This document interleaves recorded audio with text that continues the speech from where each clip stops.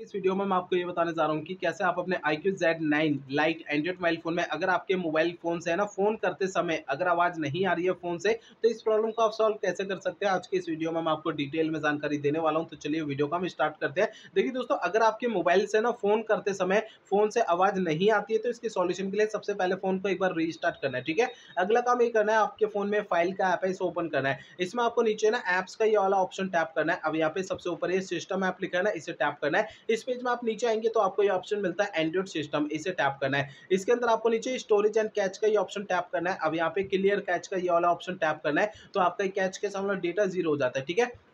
अब देखिए अगला काम ये करना है, आपके मोबाइल फ़ोन का जो स्पीकर होता है, स्पीकर को हल्के हाथों से साफ़ करना है। होता क्या है, स्पीकर में थोड़ी बहुत धूल-मट्टी चिपक जाती है, जिसके कारण फ़ोन करते समय फ़ोन से आवाज़ नहीं आती है, ठीक है ना? ध्यान रखिएगा, स्पीकर को हल्के हाथों से साफ़ करना है, ठीक है? अगला काम ये करना है, मोबाइल फ़ोन का सॉफ्टवेयर आपको चेक करना है कि अपडेट है या नहीं है। इसके लिए पहले फ़ोन का इंटरनेट आपको चालू रखना है, इसके बाद आपको मोबाइल फ़ोन का सेटिंग पेज ओपन करना है। सेटिंग पेज में सबसे ऊपर ये सर्च आइकन पे टैप करना है, यहाँ पे सबसे ऊपर सर्च बार में सिस्टम अपडेट आपको लिखना है, तो आपको नीचे की साइड ये सिस्टम अपडेट का ऑप्शन शो हो जाता है, इसे आपको टैप करना है, ठीक है? तो आपको इस वाले पेज पे कोई भी अपडेट का बटन या डाउनलोड इंस्टॉल अगर यहाँ पे लिखा हुआ दिखाई देता है, तो उसे आपको टैप करके फ़ोन का सॉफ्टवेयर अपडेट करना है, ठीक है?